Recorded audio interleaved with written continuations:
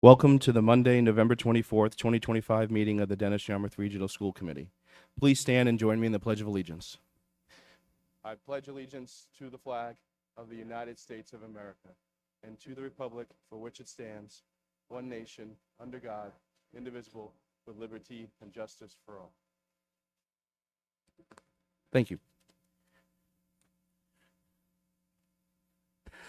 We will start with our, for the first item on there is the John and Abigail Adams Scholarship Recognition. That is going to be tabled to a future date. We had some families and students who could not make it due to the holiday week, so that item will be moved and postponed to a future date. I think we have it on our updated calendar, which is the January 26th, 2026. We'll welcome the students then. Next, we'll move to our student representative report from Ms. DeBreo. Good evening, everyone. So we'll start with last Friday, the Art, Spanish, and German National Honor Societies. We helped the Harwich Food Pantry package over like 500 Thanksgiving meals, which was a super fun and meaningful experience. I really feel like we're, getting into the holiday spirit. And continue with this holiday vibe. The DY Craft Fair helped support the senior class, which lasted from 10 to 4 last Saturday. I actually participated as a vendor, which was really fun. We had a great turnout, and we got to see a lot of amazing local craftsmanship and community engagement. In musical news, or sorry, not really music. Oh yeah, musical news. There's a DY holiday concert coming up on the Tuesday. We return from break. I think it's December 2nd at 7. The NHS inductions just occurred as well, so we're welcoming many new faces, juniors, and some seniors to the DY NHS chapter, so it's very exciting. Fall sports have pretty much wrapped up. As I'm sure you've heard, the girls field hockey won the state championship, which was the first being in the 90s, and last was in 2018. So this is a huge accomplishment for the girls and for our school. Winter sports will commence after the break, basketball, hockey, track, which is all looking like very promising seasons. And the fall play also was this weekend. I wish I had gotten to attend. This week we have a very short week with a half day on Wednesday, and that starts our Thanksgiving break. Looking forward to spending this holiday celebrating gratitude and being together, especially during a stressful time for a lot of us in the year. So that's all. Thank you. Thank you. We all want to know how you did in sales. Did you do okay? Did it go to the entire group, or did it go to the individual, or how did it work? So basically, like, each of the vendors like paid their spot to like be in it, and then like I think for students it was less, like my rate was less to be in it, and then the sales go to like each business. So. Perfect. Thank you so much. A lot of great things going on in our community and in our schools, so thank you for sharing. Next, we have a MCAS accountability presentation by Dr. Smith, Dr. Watts, Mrs. Pontius, and Ms. Santini.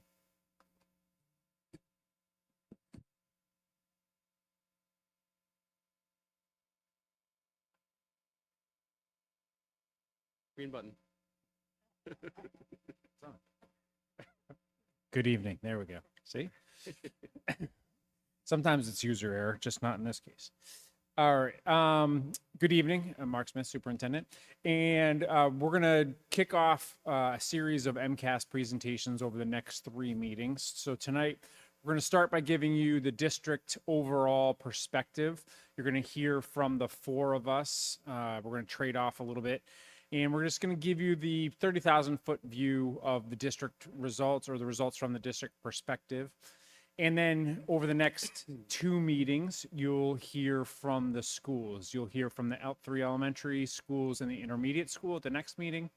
And then at the second meeting in December, the middle and the high school will come and present their results.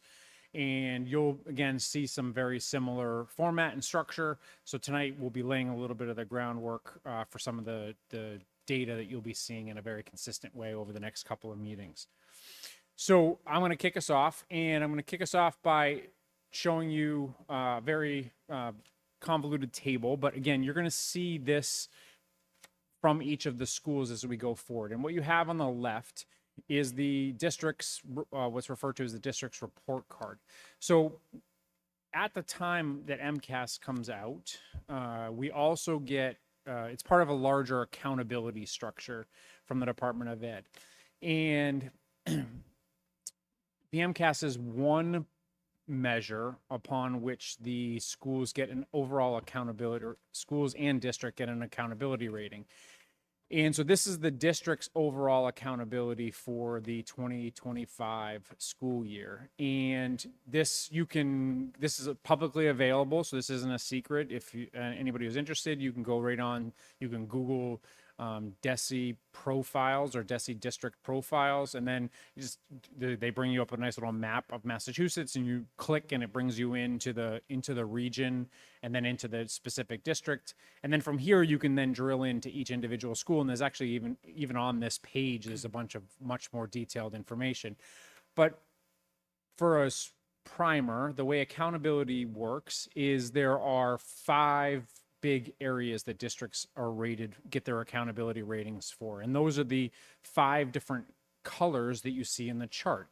So the 2 that come from the MCAS are the achievement and the growth factors. So the first 2 there, the light blue and the greenish colored ones, the neon green there, those come from your MCAS.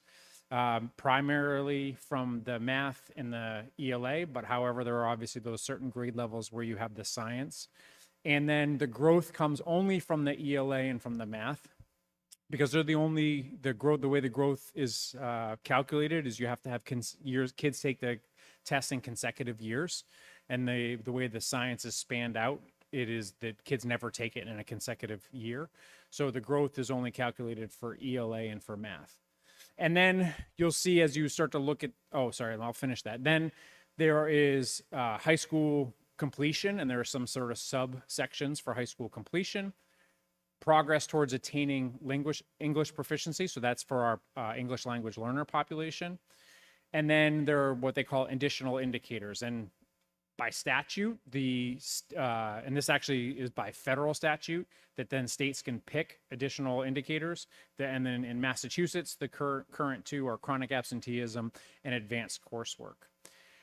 Now, you can imagine here at the district, all of this applies to us, but depending upon the school that's going to present to you, for the high school, pretty much all of this applies, especially, and you're going to see a very similar chart for this for the high school, because this chart's also broken down on the right-hand side. You see sections that apply to our high school age students, and even though our high school is 8 to 12, they specifically mean 9th grade and above. And anything that is non-high school is anything from 3 to 8. And our high school includes 8 to 12. So they have both high school scores and non-high school scores, because they have 8th graders who take the MCAS, and they have 8th graders who could be chronically absent, and they have 8th graders who fit into all these buckets, and they have 9th through 12th graders. So they get scores in both buckets. And our K-3 schools, when they're up here presenting to you, they won't have any graduation information, because their kids don't graduate high school until because they're only in the 3rd grade.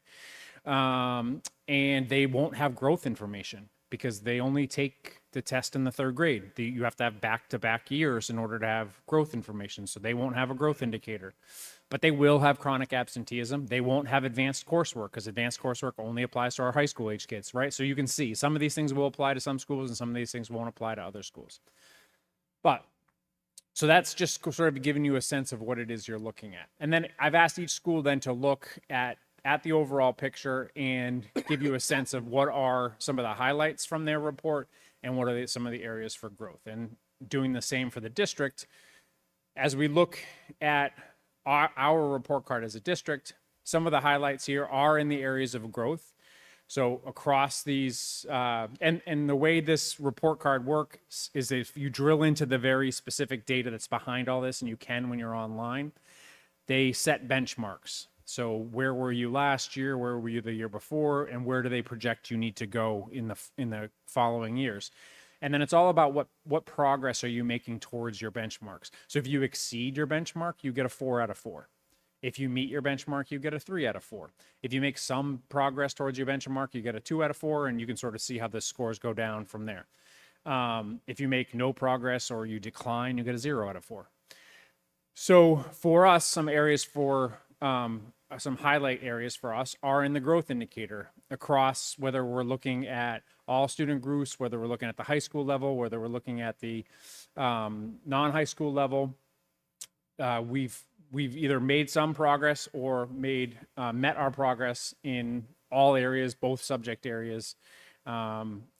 That's an area of strength for us, as well as for our English language proficiency. Again, it's an area in which we have, as a district in totality, have made great strides. And then finally, in our advanced coursework indicator, another area where you can see we exceeded our benchmark, got a 4 out of our 4 points there.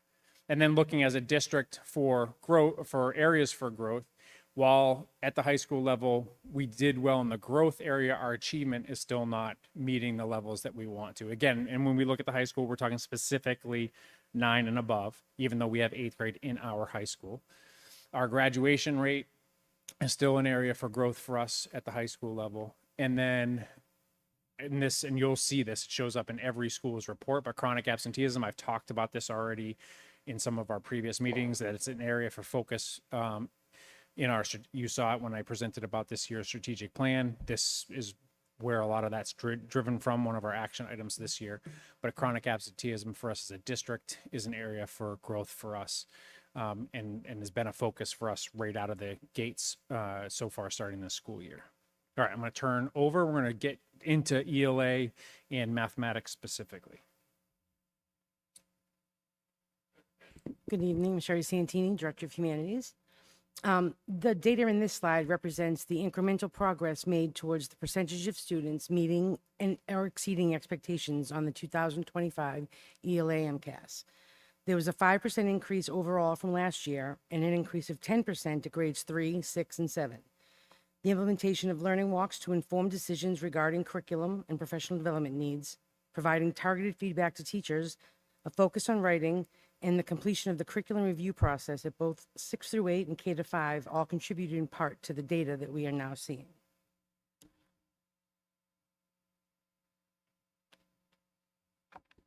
Hello, Betsy Pontius, Director of STEM Instruction. The data in this slide depicts the percentage of students who are meeting and exceeding expectations, and you can see this over time. The overall percentage for students meeting and exceeding expectations in 2025 went up 2% from last year to 32%. What is interesting is when we begin to look at grade levels. Our grade 3 results show that 51% of students scored in meeting and exceeding expectations, surpassing the state grade 3 results. Grade 6 is nearing the state averages, meeting and exceeding percentages, coming in at 37% this year from spring data. This data is an indication of positive momentum, reflecting last year's strategic work, instituting learning walks and calibrating observation and feedback among district leaders.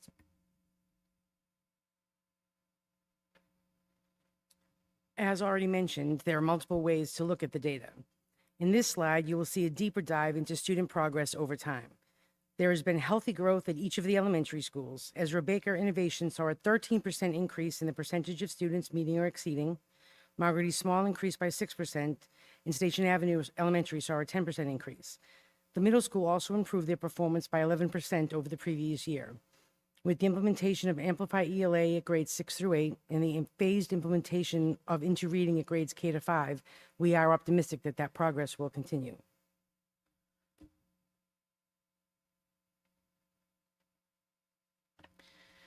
When we look at the percentages of students meeting and exceeding by school, you can see that nearly every school has met or surpassed the previous year's results. The school-by-school data alongside the overall math results clearly demonstrates that we are solidifying core academic skills in our foundational grades through our deepened curriculum implementation efforts. Consequently, as our students progress through Dennis-Yarmouth, they will be increasingly prepared for the rigorous work required by our high school math curriculum. Our strategic actions are beginning to show tangible and positive results across the district, paving the way for sustained student success. So as we've looked at the data, both in the total aggregate as a district, we see slow and steady improvement. As we look at it over time, school by school, we see we're seeing slow and steady progress. Again, as Ms. Pontius just left off, at every school, both in ELA and math, the data shows us that we're at or better percentage of students that are meeting or exceeding than last year. And then the next way for us is to then we're looking at the data by the cohort. And we're noticing some trends and patterns at the cohort level, which is then focusing our work for this year, which as we look at the data this way, and so this is looking at it for ELA and this is looking at it for mathematics, but what we notice is some consistency in when we follow groups of kids as they move through the system, we find particular points within the system in which their data either is bolstered as they pass through a particular grade level or tends to dip as they pass through a particular grade level. And so that helps us determine where additional resources may be needed and or additional professional development may be needed in order to ensure that that pattern does not continue moving forward.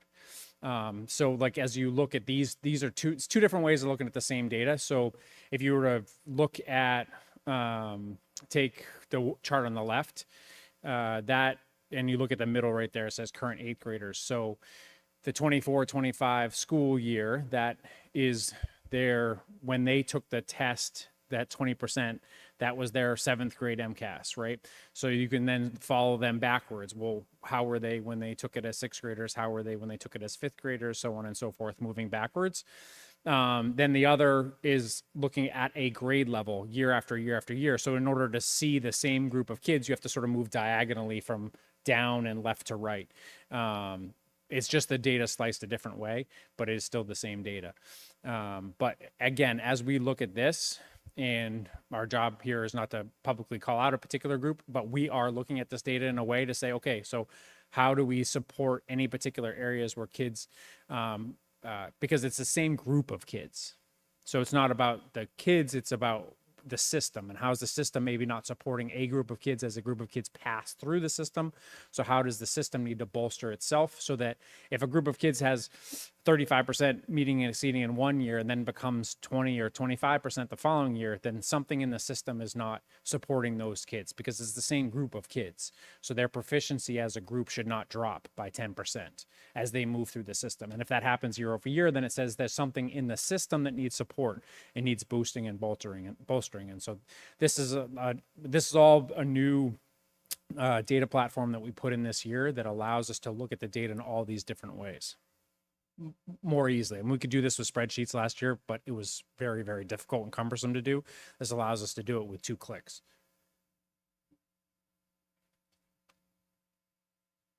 Good evening. My name is Kate Watts, and I'm the Director of Multilingual Learner Education.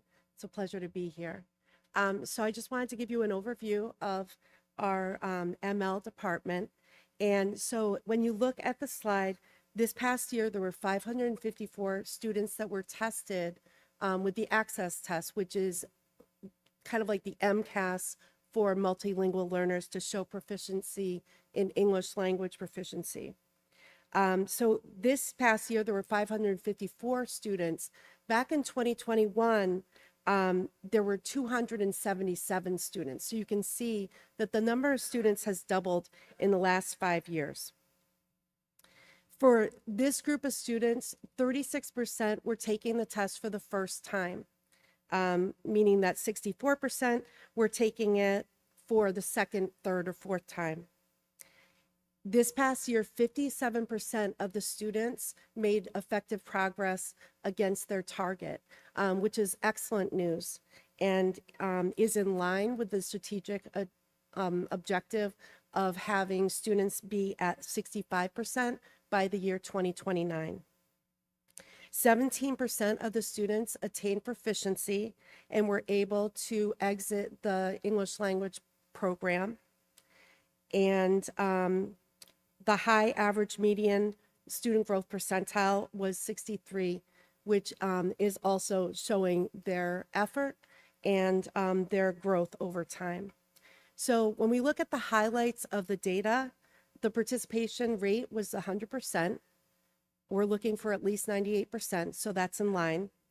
8 out of 12 grades exceeded the district's progress goal, and all grade levels obtained moderate to high levels of growth percentile, as I previously stated, ranging from 44 to 81. When we look at areas of focus, we see that we would like to increase the percentage of students gaining proficiency throughout the district, especially our level 3s that need to obtain a 4.2 to exit the program. We would like to see the percentage of high school students making effective progress increase as well. And then when we look at the different domains of language, writing and speaking are the 2 domains that we would like to put extra effort into. Our response is a phased approach. Since I'm new, I would just like to give you a little snapshot of the things that we're thinking about. In year 1, we want to see a more consistent implementation of the model benchmark testing, which is in progress. We are looking to do a lot of what is already happening in math and in English with the unit and lesson internalization. In year 2, next year, we would like to focus on SEI strategies for content area classrooms. These are the classrooms that students are in every day for math, science, etc., to help those teachers support multilingual learners in their classrooms. And then in year 3, we would like to deepen and strengthen the components that we already mentioned. Thank you.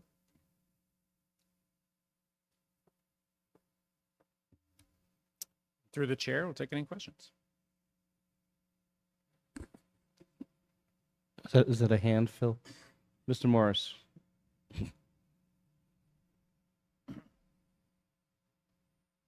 It's useful to have it pointed out by the presenters verbally, since it does not lend itself to a quick read.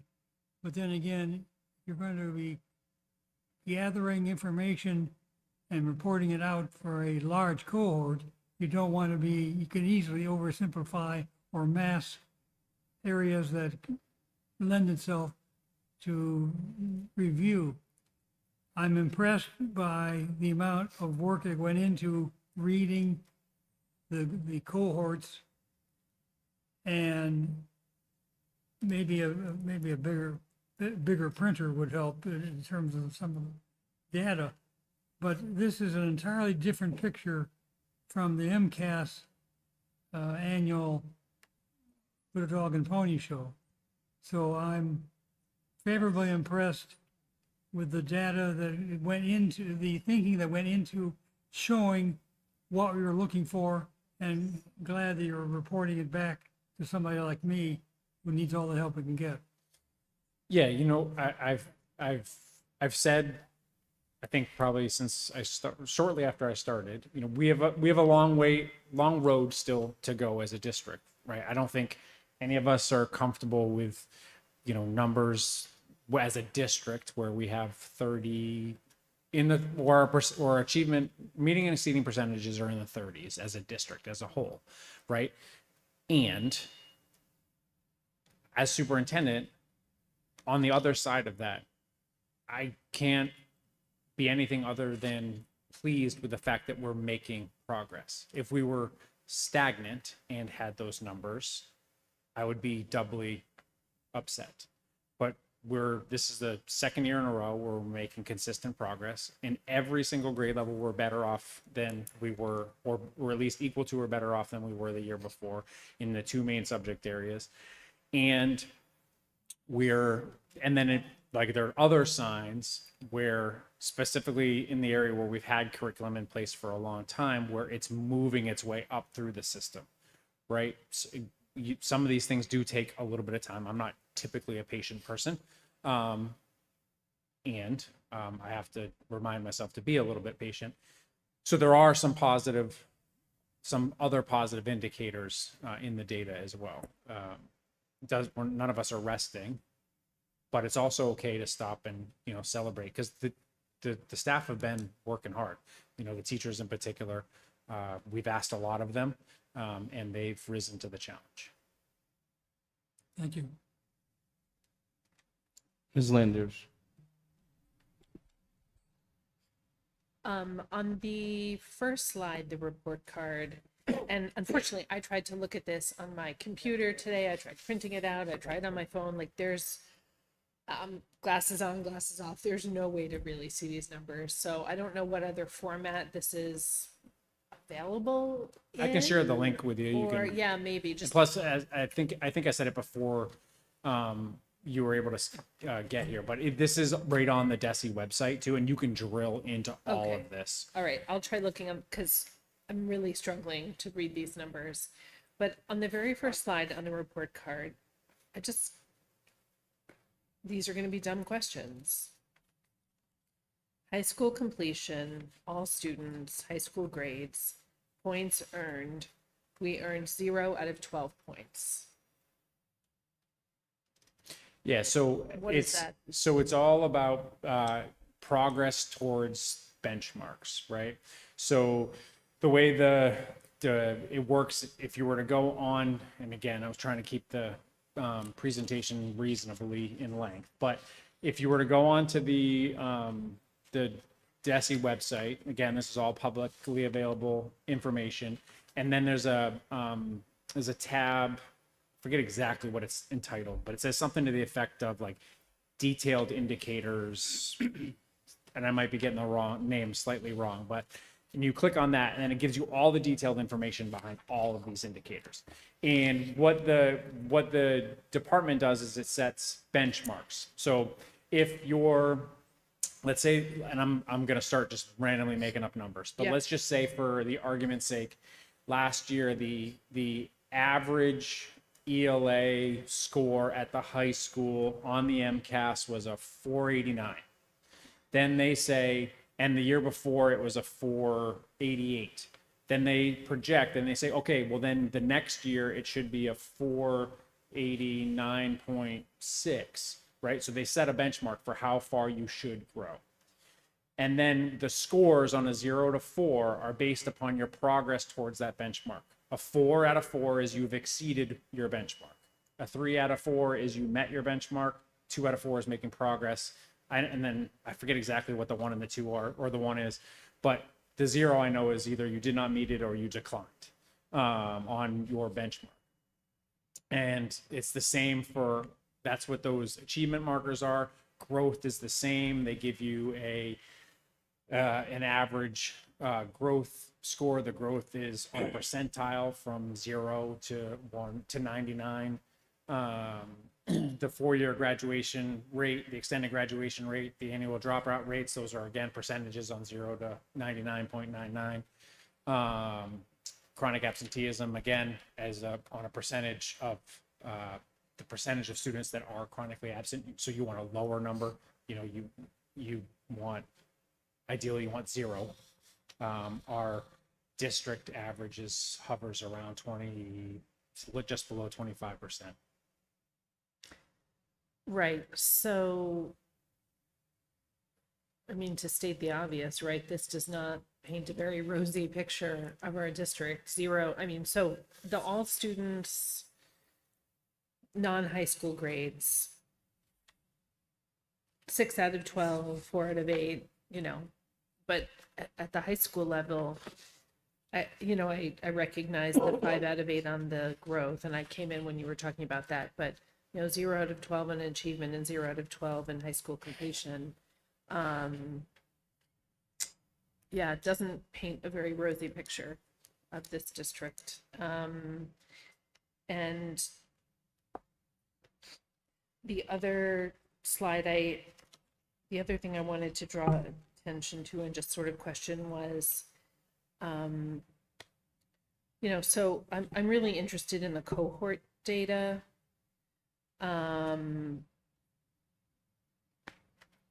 And then also the testing over time. And if you look at the math testing over time, is that the current 10th graders, or is that it must be last year's 10th graders?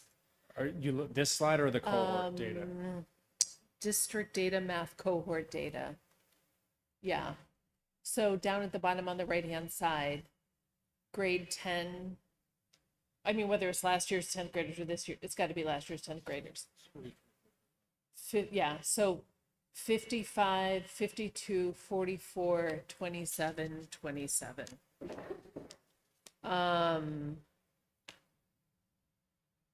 You know, we're going in the wrong direction here. Yeah, and you'll see it when we're here when the high school is presented. It's that's indicative of what you see in the high school data. It's again, and it is one grade level, right? So there's a but what you'll also see when the high school is here to present is what the high school stabilized where the rest of the state dropped. So what you're going to see, I'm going to spoil a little Miss Bennett's presentation, but where the state saw with the change of the CD, you saw a 6% drop in the state. Our high school actually saw a 1% increase. So we're bucking the state trend. So it's a little bit more nuanced. Again, none of that are over a 5-year trend. Am I excited about any of that? No. But we were heading in the wrong direction, and then where the state fell, we didn't fall. So there's some signal there that we're installing some things that I'm hopeful that the following year we're going to now start to move in the right direction.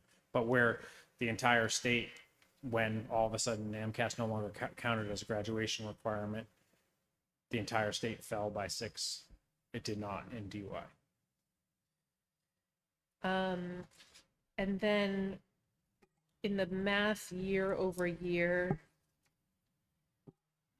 by school, am I reading this right? So that dotted line in the middle is the state average at what, 41? Is that? Yes. All right. And so state, intermediate, middle. And then what you have, the gray is the prior year for each of those schools, and the green is the current year for each of those schools. All right. So what we see there is growth at all the schools except for the high school. Yes. Yeah, by 2 percentage points, correct. Thank you.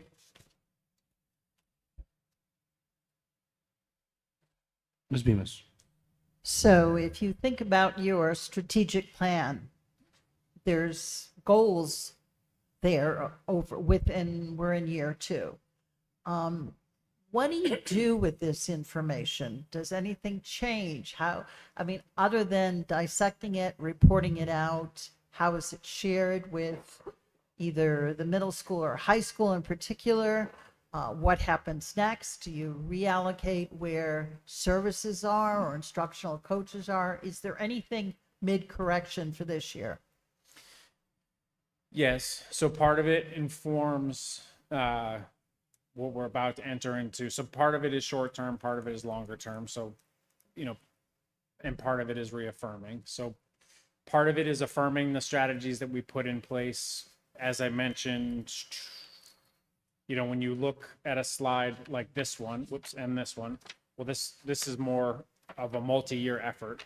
We can see the results of a multi-year effort when you see the 3 through 6 data. And then we look at some of our internal data on the K-2, which obviously they don't take MCAS. But when you see the implementation of multiple years of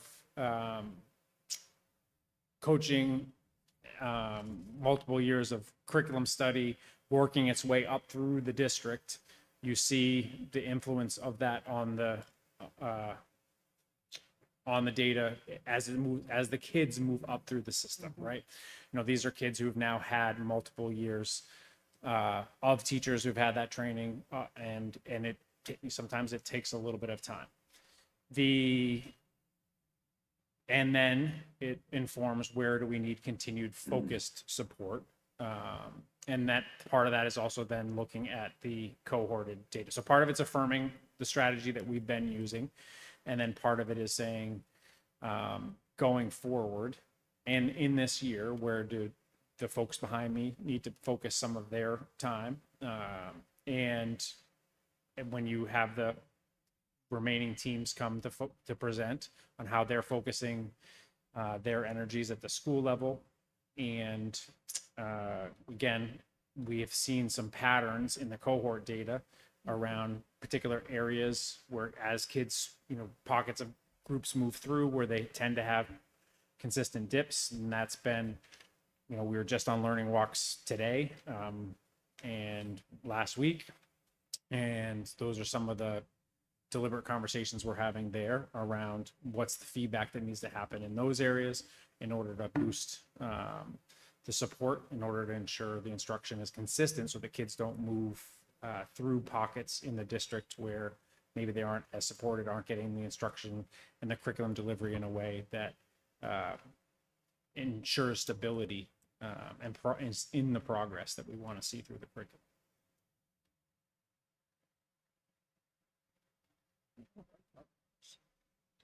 I know this is the first year that all of the schools have a longer school day.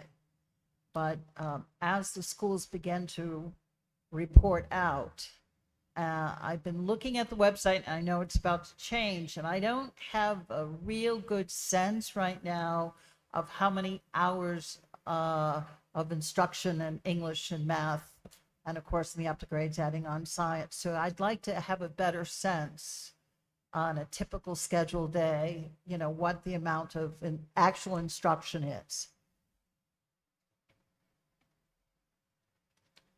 Do you want us to answer that question right now? Because we can. For all of the schools? Yes. Right? We can do, yeah. So, sorry, literacy, our K3 buildings have 120 minutes for their ELA block. 4-5 has 90, and then 6 through 12 has 60. And that's in line with the curriculums that the one we adopted at 6 through 8, and what we're looking at, what we're implementing right now for K5, the interreading. I'm trying to listen and write down fast. I might love this in a follow-up email at some point. Very similar for math, except in K to 5, the math block is 60 minutes, which is the recommended amount by the curriculum.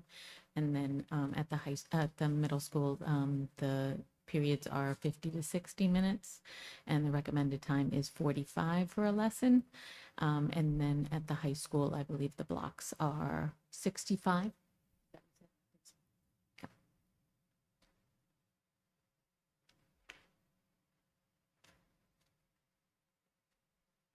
Any other questions down at the other end? I can't see you. Thank you, Mr. New. All set. I heard you. Obviously, the same things that Jenny points out. Some of these slides are very hard to read, but a 0 out of 12 is very clear. And then looking at it, looking at the trends from 2021 to this year, state versus us, we're clearly below the state. We had a huge dip last year, which was concerning to all of us, specifically in ELA, and it caught back up to 2023, but still not at 2021 numbers and still below the state. And I know you said this is on DESI's website. Is there a way to compare us to other Cape schools? Is there a way for us to look at that? Because again, there's 355 schools and municipalities in the state of Massachusetts. I would just be curious of how we look across the Cape, because, in a way that's who we're competing with, right? And, to us, we're curious to see, I would be curious to see how we're looking towards other schools and on the Cape. Yeah, so to answer that question and then to go back to the comment. So yes, again, anybody can do it. I'm happy to produce something for the school committee if they'd like. But right on that same, there's the wealth of publicly available information just for the public to know is unbelievable. at this point on the department's website. But on that same, if you just Google DESE district profiles, it'll bring you to our page. And then across the top, you click on this tab would be accountability, and then that brings you to our report card, and you can drill into all this information. But there's another tab on the top that says DART, D-A-R-T, District Analysis something tool. I should know what DART stands for, but there's too many acronyms for me to keep them all in my head. And the DART tool allows you to select of all the districts in the state of Massachusetts. It allows you to select whichever ones you want. So you can pick all the CAPE tool, and it allows you to compare across a bunch of things, including your MCAS scores. But you can do it across financial indicators. You can do it across all sorts of stuff. But the DART tool allows you to look across. Again, you can pick, I think it's up to 11 different districts to compare your school district up against all the other ones. And then the other thing that I would say is I just don't want to lose sight of the high school, has a high English language proficiency score and a high advanced coursework participation score, right? So is a little bit of a sort of a bifurcation at the high school where the work, and Principal Bennett and I have had this conversation, there's a group of students who do really, really well. We have one who comes here and presents to us. And it's about how do, as a school, and quite frankly, this extends across our entire district, how do we help ensure that everybody is moving across the finish line successfully? And so we send kids to some of the top schools every year. So we're serving our top end students very, very well. It's just sort of how do we make sure we're closing the gap to ensure that we don't have sort of that real separation between who's accessing really well and who's not. Spimus, you had a follow-up? A comment, and yeah, I did play around because like Jenny, I couldn't read any of it. So I did go to DESE today and looked at different places, and that is correct. The percentage of students who take advanced coursework is comparable to our neighboring communities. And then I'm probably asking a dumb question. I still don't understand what high school completion rate means. Does that mean the percentage of students who graduate within 4 years, and it could be different for us? Or, I mean, yeah, it's an awkward zero to yeah, me. It's all about progress towards what they've set as your next benchmark. So if our graduation rate was 87.8 and they say now the next step is 88.2, how much progress did you make towards getting towards the 88.2% graduation rate? And then the other number is the extended graduation rate, which is the number of kids who graduate within 5 years. Because you have some students who they take an extra year for whatever reason to graduate within, I can't get the slides to advance, but I'm just hitting the wrong button. Whoops, wrong way, too far. So those two, and then sort of the inverse of your graduation rate is your dropout rate. It's not, although they're not directly correlated, because your dropouts leave the system entirely, where your 4-year graduation rate and your extended graduation rate, kids might not graduate in 4 years. They might take an extended period to graduate. Some of them, it's like that summer. They have to do some credit recovery, but they don't make that 4-year cohort, but they end up in the extended graduation cohort. Slanders. I also wanted to look at the ELA year over year by school. So from 2021 to 2025, intermediate school goes from 40% over 5 years to 27%, middle school from 46% to 38%, high school from 44% to 33%. We see a little bit of fluctuation with moderate improvement, I would say, at the elementary schools. So are these the sort of pain points that you're talking about? You mentioned before that we've got points where you can see, I mean, why are we sort of holding steady, moderate improvement at the elementary schools, but trending consistently downwards at intermediate, middle, and high school. And listen, I know you can't answer all these questions right now. I mean, these are sort of big questions that I want to ask everybody. And I know it's hard to stand up here and all of you and sort of figure out what's behind these numbers and try to defend in a certain way these numbers. But, you know, these are just questions we all have to be asking right now after, you know, 5 years of ups and downs. Yeah, and the team has used this, I guess let me back up a sec. So it's not been I don't think a surprise to the committee. And I've been talking about the achievement data since I came in. It was a big part of my report entry findings. And the work that we do fairly regularly is to look at these patterns and trends and then, well, what does it mean? Going back to Ms. Bemis's question, like some of this for us out here in this public meeting, it is not our first rodeo with a lot of this. And it's quite frankly, like, I don't want to say it's old news, but it's informed decisions that have already happened. So, Ms. Santini's been up here presenting around curriculum changes in ELA. Well, the impetus for that drive and that change to get the groups together to have conversations about the curriculum is based upon looking at this data, which, you could actually add years going back before COVID, and you can see trends and patterns that extend before this. We could go back 6, 7, 8 years, and you can see trends that signal that there was a need to do something different.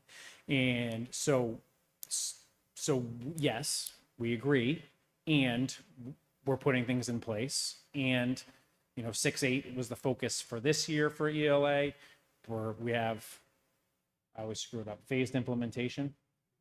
I just want to make sure I get my phraseology correct. In Curriculum Pioneers, thank you, for K-5, and as we get ready to present to you for the budget for FY27, we present to you the plan for full implementation for next year, but it's all to address this, right? Dr. Gills is going to present on some grant information, which she's going to show you some of the ways we're spending some of the grant money to help support some of the professional development activities that the folks behind me have been implementing. So again, all of those decisions are being made by what you see up here. One question leads to another. I know during the COVID unfortunate years, wasn't there one year, either 2020 or 2021, where the MCAS was abridged or different, or could that be an askew? Was it 2021? No, 2020 MCAS didn't happen. Right. So 2021, it was an abridged test. 2022 is when they changed. That's what I was just looking up on my phone because I couldn't remember what the year was. So there was a significant change to the ELA MCAS for the 2022 year. I don't know if you remember in years past, we would talk about the long composition in grades 4 and 7. And that's when they graded not just their ability to write over time, but also they looked at conventions. There'd always be a prompt, and the kids would take all day, and we would have practice prompts. And then in 2022, they changed it that all of the writing was text-based, and that conventions counted for every time kids wrote. But prior to that, if you were doing what they called an open response, so you read a text, and they gave you 6 or 8 multiple choice questions, and then there was a prompt. Name 2 qualities of the main character. You could bullet it, you could write an incomplete sentence, you could just answer the question, and if it was correct, you got your points. They changed that now. Everything is now scored not only for its content, but its conventions. So there's a significant change across the board. And again, it's not an excuse, it's just there was a significant change in that the 2022 MCAS year. So it's taken time to adjust all the way through, make those adjustments. The curriculums that we have now do give that, the grading expectation is built into the platform, so you get your content and you get your convention score and feedback. So, and it mirrors what MCAS looks like. So the kids are getting used to that smaller screen. We've had people have questioned, well, if they have to toggle back and forth, or the writing screen is only this big, it really doesn't impact the score, but now they're practicing it regularly. All of their writing happens on the platforms. Well, I know we all probably have more questions, and now that we'll have time to play on the website. And then unfortunately for the school principals and vice principals, when they present, we'll have a lot more questions. But thank you for, again, the overview of the district. And then again, as I said, as each principal presents, I'm sure we'll have plenty more questions directly for them. So thank you. Thank you. Next, we have information on the CTE recruitment, admissions, retention policy, second reading, as well as a vote. And I believe that committee is Ms. Bemis.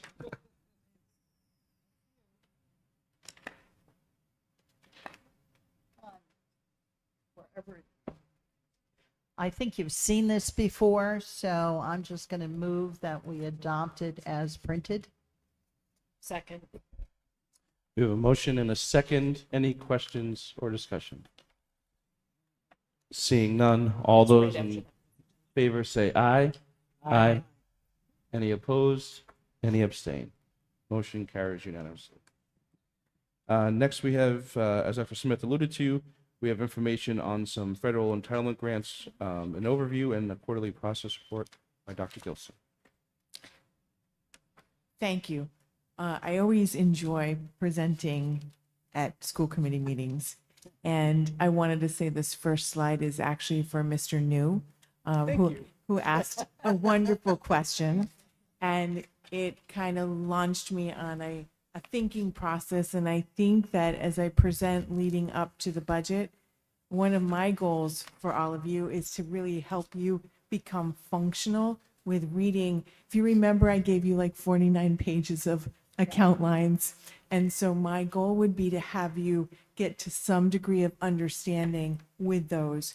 Mr. New's question was actually, how as a music teacher, you'd been looking at your budget and trying to buy goods and services for the music department. So I'm going to start very small. When you are looking at the operating budget, all of those account lines that I will be giving you for the quarterly reports will have a 150. Okay, so if you go back and you were reading the account detail, you would find that every single one of those has a 150. Now, I will also be giving you this information again. And so this is the next two the next two numbers represent the location of where the spending happens. So like a 57 refers to Station Avenue Elementary. So if you were a music teacher at Station Ave Elementary, you would be using a writing requisitions for music supplies, and all music supplies at Station Ave would be under this account line. If you were going with the next, where do you think the location is for 65? Which school? If you look at this. Middle school. Great, 100%, A+, okay? And yes, there you go, and I'd be happy to give you certificates of fiscal literacy at the end, and so again, 73, 150, 73, which school is that? High school. That's great. All right. So again, I always appreciate questions, and I try to, in fact, I enjoy questions. Different than the operating budget, we have something called federal grants. And everybody that presented tonight, Sherry Santini, Betsy Pontius, Kate Watts, and Maria Lopes, we're all a part of a team. They write for federal grants. Another name for federal grants is called entitlement grants. They're monies that we're eligible for, but they really do require enormous amounts of work from the whole team. And so the purpose of those federal grant monies is to reduce what is spent in the operating budget. A lot of what you heard tonight, with that part, it was part of the MCAS presentation. The federal entitlement monies are applicable to helping DY improve on a consistent basis, towards making improvements in academics, growth, and behavior, social emotional, and they're purposely directed towards continuous improvement. Okay, now, I also intentionally used, when I described, if you remember this, do you remember this? Because I referred to this as bedtime reading, but I did that intentionally. And because I knew I would be using this again to talk about. So basically, our auditor, we are required, because we receive federal grants that are above 750,000, it requires us to be audited every single year, okay?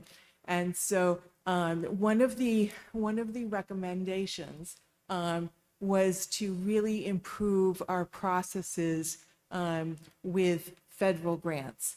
And prior to this year, there was not really a lot of communication between the business office and the grants writing team. So we have, I've looked at this whole system. FY for this year, we are getting, if you look at this, this is all the information on the screen that all the monies that we're getting from the federal government, $2.1 million. And so we have different grants that add up to that. And the IDEA, they're the special education entitlement grants. And then you have the title grants. Improving basic programs means that money is applied to basically reading and math improvement. Title II, building systems of support. You heard Sherry Santini talk about HMH reading and Amplify, which is the middle school program for reading. And so then you heard Kate Watts talking about the success of the English language acquisition and academic achievement program. And so there are lots of monies in there. I will tell you about where those monies are being directed to make the continuous improvement that we are trying so hard to make. And then there's the student support and academic enrichment grant. Basically, that's the comprehensive monies to improve. So you might find like civics, education in that grant, but they're all excellent ways to look at improvement. So right now, we have started, because we have to take a look as part of our audit recommendation, we have to create a centralized tracking system. I thought long and hard about how I was going to create that tracking system. And so we began our process there. We sat down. We're going to repeat the same procedure over each month through June. One of the reports we're going to look at, I have everybody on the team now has access to what I call a grants management report. They can access that in Infinite Visions. And the grants management report, I've sat down with point people. They're going to bring the data to the meeting. And the data that they're going to bring to the meeting basically says what we're spending, what money is being reserved for spending, and those are the encumbrances. And then after that, we sit down and we see if we're aligned with what the grants writing team said they wanted to spend the money on. Okay, so very simple and straightforward. We met for the first time, and we found we had a much better time than everybody thought, because we were learning new things that we didn't know before. And so the other thing that I also say is that as you build like your understanding, because I want you to ask me questions as you start learning more about this as we go. The basic categories, it's all about processes and patterns. And so I started to introduce patterns to you so you can start recognizing them in the account line detail. And then there's also categories that are a part of each grant. They're pretty consistent. So when we, when we talk about reading and math intervention, and I said offset, the federal grants are used to offset the operating budget. What that means is, we're looking at reading and math intervention, looking at salaries for coaches, whether they're building level or district level coaches, and stipends for the teacher mentoring program, stipends for DY teachers that delivering parent ESL classes, liaisons that support translation into Portuguese, Haitian Creole, and Spanish, and then contracted services. Those are professional organizations that support our learning, and we look to employ national professional consultants. Like for literacy, we're using a company called Empower, and we talked about systemic change. And also for math, we're using a recognizable program through Carnegie. There are programs that are about positive behavior intervention, and we draw on the May Institute for that and Lesley University to encourage more trauma-sensitive schools. We are also can use some of these funds to go after the high needs resources in terms of teachers, or we were looking for registered behavior technician supports. You can't find people who do that anywhere. Or the BCBAs, which are the behavior BC board certified behavior analysts. So they're very challenging. Again, Sherry mentioned HMH into reading. That's our pilot program that we're doing to build reading skills and also include the science of reading, which is a recommended approach that is teaching kids to read in the elementary schools. Amplify. Illustrated math was funded at one point, and the district has now absorbed that cost into the operating budget. Eureka, action-based civics, middle school through high school. There's something called Generation Citizen. So these programs are critical to the learning, and they're coming from the federal grant programs. So, so I wanted to make that, I thought that was important points to make. I also have included a memo, and I'm only going to go through this very briefly, but I just want to highlight the key points of it. And the whole goal is to have better coordination between the grants office and the business office. The business office needs to know what the grants office has intended for the purchase of goods and supplies. And to create a central monitoring plan, what I did was I looked at a consistent, I want to just like open this up, but I realized I don't have a trackpad to expand it and make it bigger. Any chance you can do something or not? Okay. And if you can't, I'm just going to go, stop moving the mouse. Okay. All right. Cool. All right. Yay. All right. That's really, really good. Okay. So again, what I talked about was, anyway, grant, this is the 240 grant. And again, you look at patterns, all the 240 grants, you see 240 right here and it goes right down through every 240 grant account line. And 40 is for federal grants, and 26 is the year of the grant. These are the amounts this is the amount of the 240 grant. It's $976,000 for the year. Then that's spread out by our accountant in terms of what the grant was written for. And so these are all the different amounts. And if you look over the key points of the narrative, I broke down into all that people would need to know if they're filling out a purchase requisition. Like the first one in the narrative 2 points says staff stipends for attending PD outside of the school day. So that's, when we want staff to go to professional development beyond contractual hours, that means that we have to pay them to attend. And then if you look at, we have the other important thing to know is that we have some unintended expenses that arise throughout the year.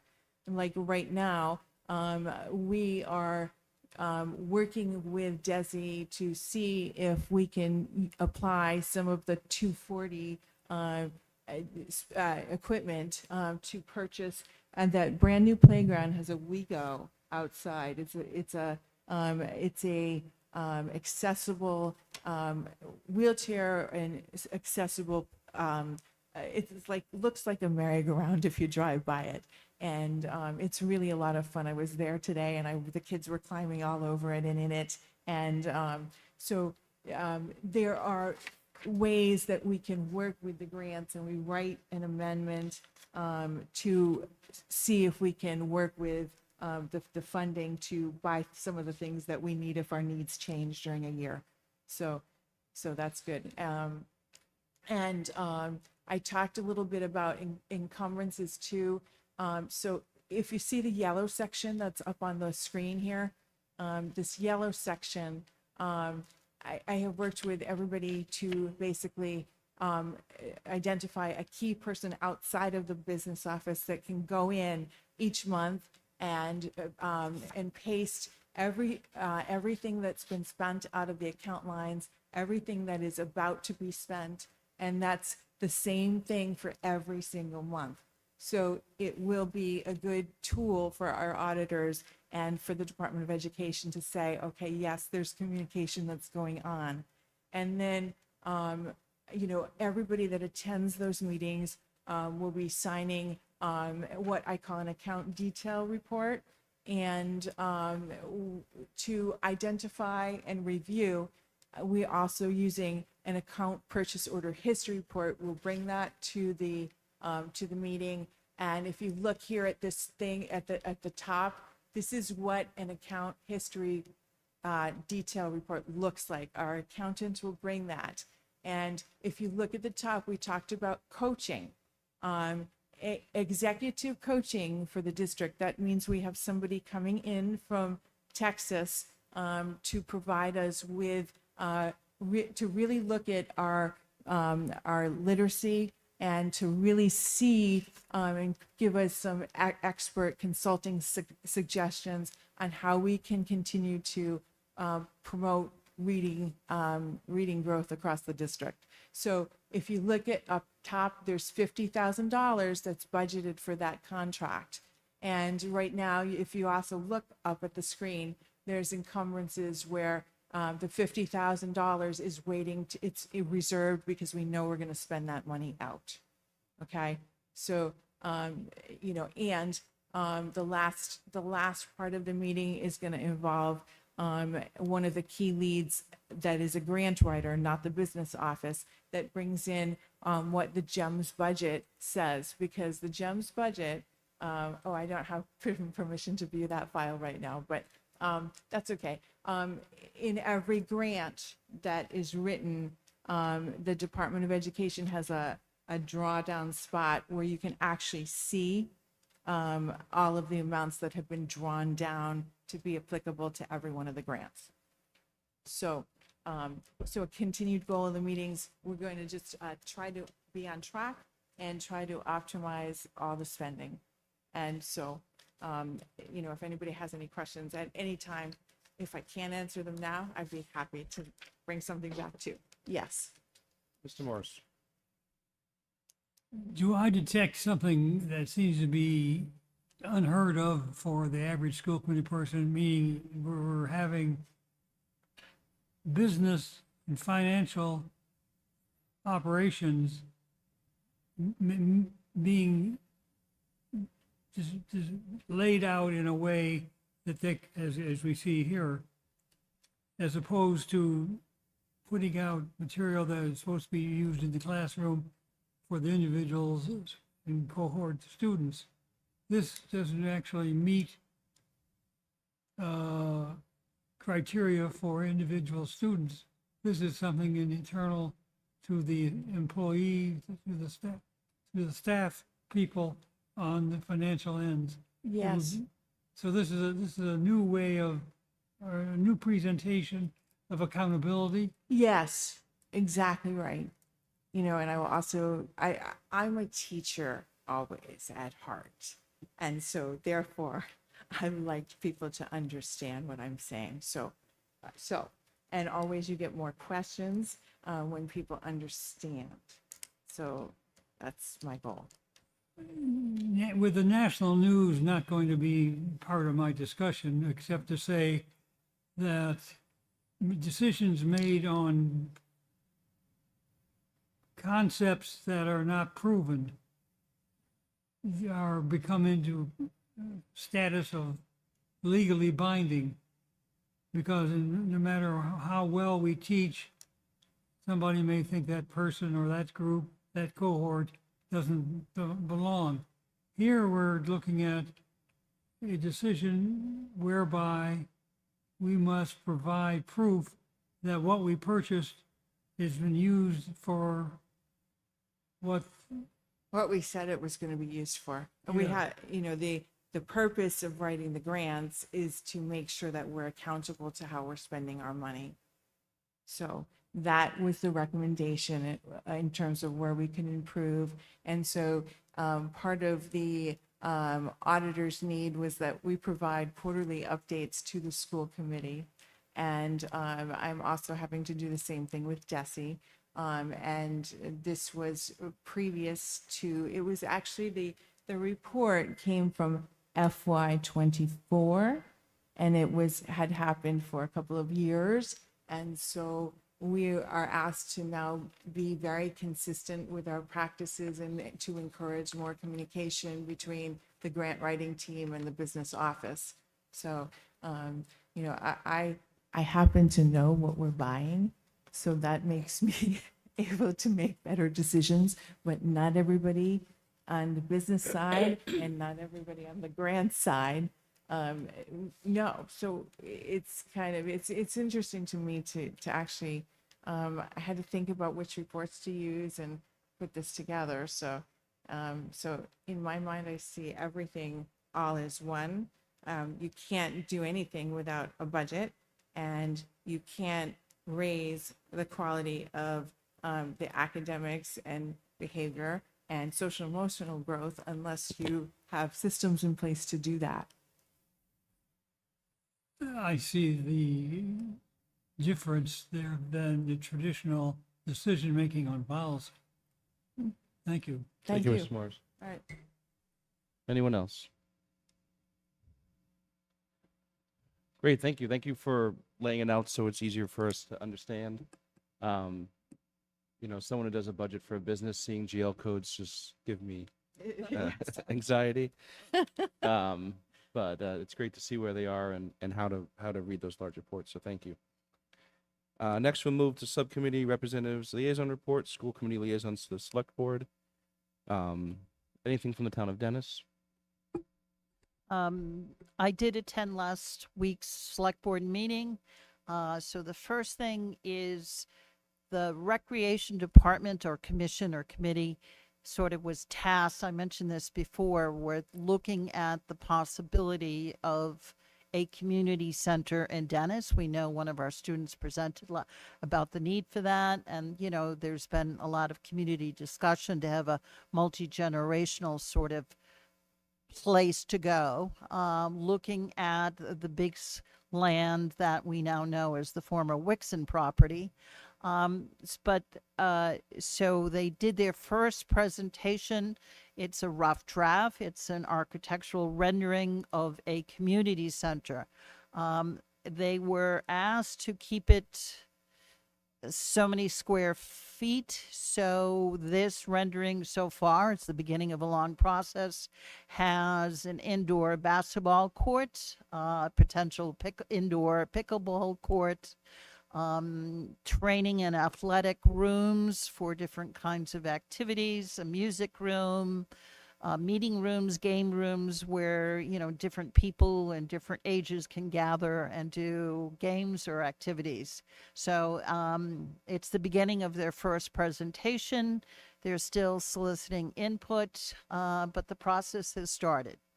And the other quick thing, in the spirit of Thanksgiving, the select board, of course, are discussing the budget season in Dennis and the potential of being more creative about the tax rate and perhaps, which is a word we haven't used in Dennis, an override. But, you know, this is all formative. It's just starting. There's a lot more information to be gathered before there's any decisions or recommendations. But at that meeting, one of the things that was said by Select Board member John Terrio, I'll thank them all at some point over the next month and a half, but what he said literally was, I think the members of this community understand and support a change in the tax rate and perhaps even an override, because what do we know about our community? We have excellent teachers, a great school systems, but we can't compete with other school systems. We thought we were doing okay, but recently other school systems just increased the salaries. And what are we going to do? We can't have good staff if we can't pay them or support them or give them a chance to live in this community. Thank you. And then for the town of Yarmouth, we had our Yarmouth town meeting, and we successfully was voted in for $1.5 million for the feasibility study for Emmy Small, which we'll talk about 2 times today. Well, I guess 3. So the next is MES School Building Committee. We met last week. We shared the good news of the hard work of the team, Dr. Smith, and all of the team who submitted all the paperwork to the MSBA, and then the open house that was done at Emmy Small to the community, so that people who were unaware or wanted to see in person the state of some of the property, our electrical system. At the open house, there was a slideshow of pictures that that have been on the Cape Cod Times or on our website. There was opportunities for tours of the rain spouts. Unfortunately, it did not rain, and Yarmouth Fire could not put a hose over the building, but the visuals were still plenty to see. School Building Committee will not meet next month, but will meet in January. December 26th is the date, the next step. So we have all of our paperwork has been submitted, and it's a waiting game to see what the next steps will be.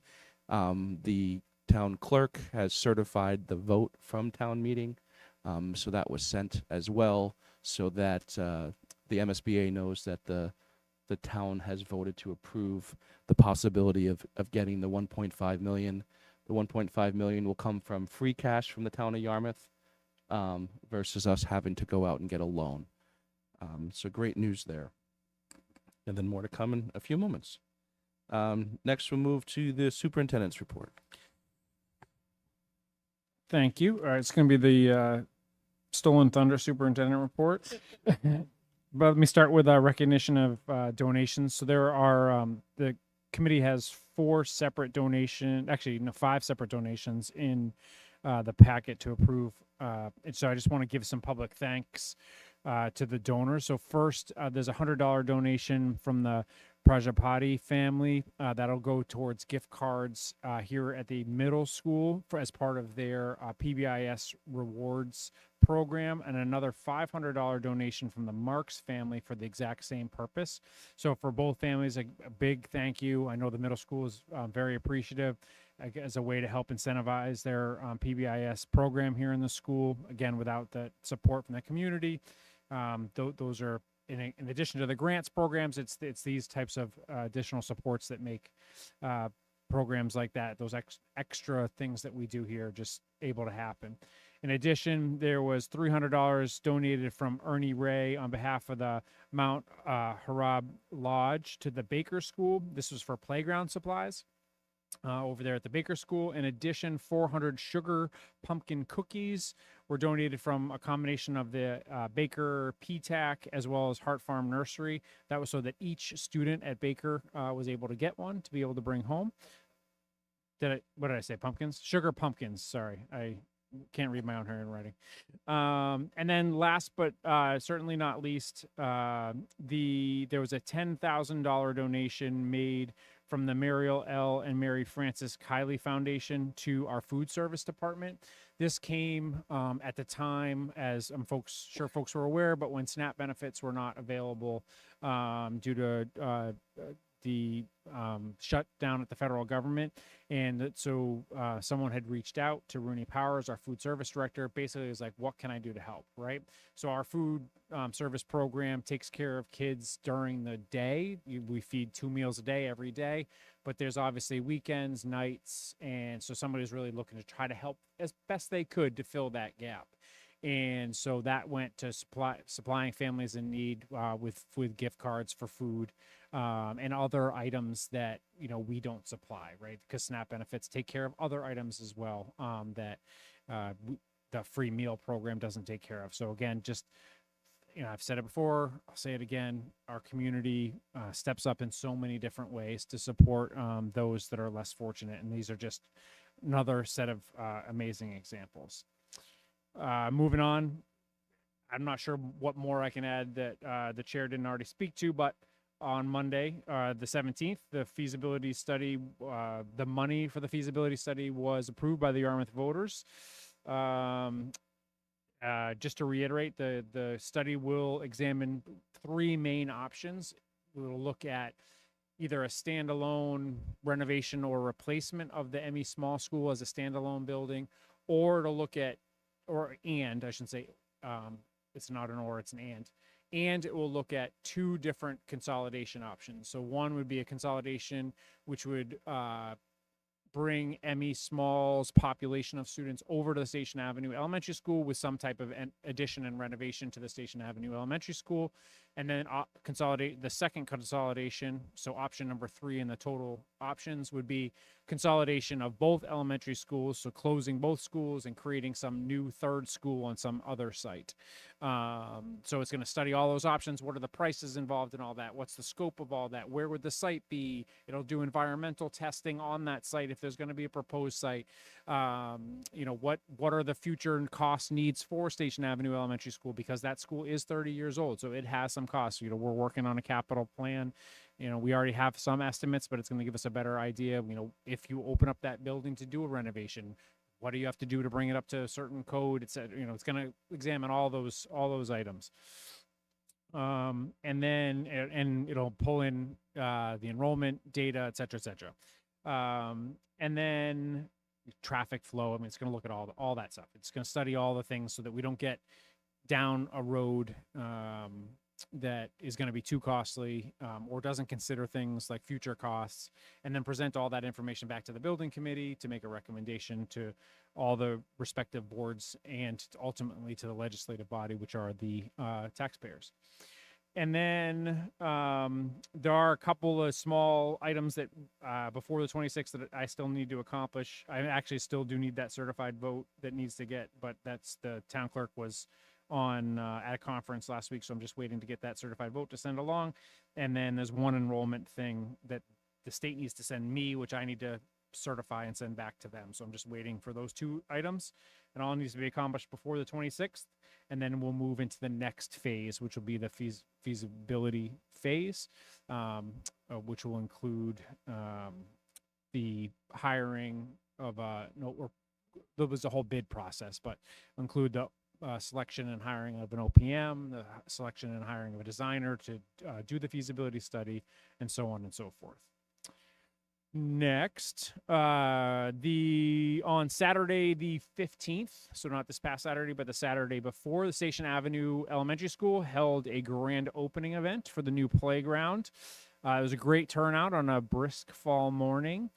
the actually had a guest appearance from the original principal, Sharon Hartley, and as well as a huge turnout from parents, existing and former staff, town officials, and it was just a great little, Principal Kelly did a nice introduction. The Cape Cod Times was, I don't know if folks saw the pictures in the paper, but some nice pictures of the event, and she did a lovely introduction, and then a lovely little ribbon cutting, and opened the space up, and the kids poured out into it. It was excellent. And I just really want to take this opportunity to start with the Station Ave PTO. They're the group that sort of germinated this whole idea, I guess, for lack of a better expression, years ago. Started the fundraising effort. They got this project off the ground. And then to the town of Yarmouth, who helped help provide over $400,000 of funding through the CPC and the CIP over the last year, really. And it's really just a great example of what happens when different groups all come together to work in the best interest of our students here in DY. So, it couldn't have happened if all of these groups didn't work together in order to make it happen. And then last, going back to sort of the stolen thunder, but Nave already stole my thunder. But as she mentioned, we are state champs, which is awesome.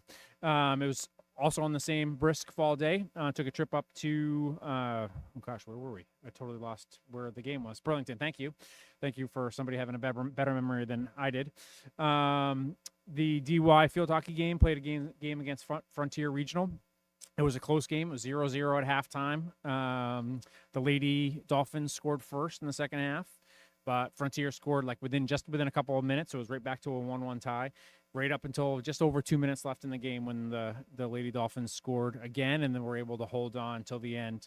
So it was really I don't know anything about field hockey. I don't understand when or why they blow the whistle, but I can tell you I was into it. And I happened to be up there. My wife and I went up. We made a day out of it because her high school was also they were in a different one of the divisions, right? So we spent the whole day up there, went out to lunch in between the two games. And I've said this to the Kendra Bennett, the high school principal, and a couple other folks. When you go and watch two different high school games, you actually take some things for granted until you see a different state championship performed by a different school, right? So when I'm up there, DY, all the DY families, there's a huge kid presence, right? And they're all together, all cheering, doing the traditional, chants, that, school kids do, and not only out onto the field, but kind of the back and forth, that goes back and forth between two schools, I don't know, kind of 50s sock copy stuff, but really it was cool. It was just really cool to be a part of. And I was just oh, of course, this is I've never been to a state championship game before. I'm this is what happens. And then when the girls won, just the sheer joy and the cheering, and they all came over, and everybody's cheering, and the music's playing, the stadium's playing "We Are the Champions," and everybody's dancing and swaying back and forth with them, and everybody's congratulating, and that's and I was just of course, right? So then I'm there for the other game. Unfortunately, my wife's high school didn't win, but the whole game, the kids aren't together. There's no cheering. Everything's kind of spread out. And then when the other team won, there was some cheering and some celebration, but it was nothing and this is just something I've come to experience, when the Best Buddies basketball game happens at the high school, the inside of the gym is pandemonium at the high school in a good way. And so it's just something that I think I've come to almost take for granted, that the DY community travels like that, and the DY basketball. If anybody's been to a basketball Barnstable DY game, it's crazy up there. So, and I don't know, go to the encore performances for the marching band. It's the same. The community shows up and shows out, right? So again, I shouldn't have surprised me, but until sometimes you see those two things juxtaposed against each other, you don't realize that it's special and unique for your community. So I just wanted to, point that out, I guess. Great, thank you. The DY pride is strong, and it's a great thing to see. Next, we have school committee business. We're excited to announce that we have a new member joining us, Margaret Marshall, for Meg Marshall. will be joining us in replacement of Mr. Glynn. She's traveling for work overseas today, so she will not be with us. I believe she will be back in time for Monday the 1st to welcome her officially. And then next we have the consent agenda. I did notice that the $10,000 I did not see on here. So we'll table that for to approve next. We can add it. We'll amend the consent agenda to include the $10,000 donation from the Kylie Foundation. So we'll amend the consent agenda. So anyone want to move that with the amended? So moved. Okay. We have a motion and a second. All those in favor say aye. Aye. Any opposed? Any abstain? Great. So we'll have that in there. And then we have the minutes that include the minutes as well, the 6th and of 29th of September and October 6th minutes. Bills, requisitions, and payrolls. I know today a new email was sent out, so make sure you check your email if you have not yet today. There is some bills to be signed for that. School committee topics and calendars. Our topics have changed a little the topics haven't changed, but we have updated what is going to be discussed, or who's going to present, I should say. Our next meeting, which is Monday, which will be here before we know it, we'll have a presentation of our new website. I know that Miss Bemis alluded to that. I know she's excited for the new website. I think we all are. Launches tomorrow. So you'll have plenty of time to look at it before our December 1st meeting. Then we'll have the MCAS presentations for elementary school. Following meeting will be by the secondary schools, and then information on our rental facilities, our FY25 summary, and then January starts our budget, FY27 budget presentation, which we've already had some meetings and discussions of that, just waiting for the state to give final numbers for that. And then we discussed the calendar for this week. We have a half day on Wednesday for all schools, and then Thursday and Friday there is no school. Perfect. Public comment. We see a large crowd. Is anyone in the crowd looking to speak at public comment? Please do not pan over. Seeing none, I will take a motion. We have a motion to adjourn. Phil seconded it. All those in favor say aye. Aye. All opposed, we'll see you in a week. Thank you.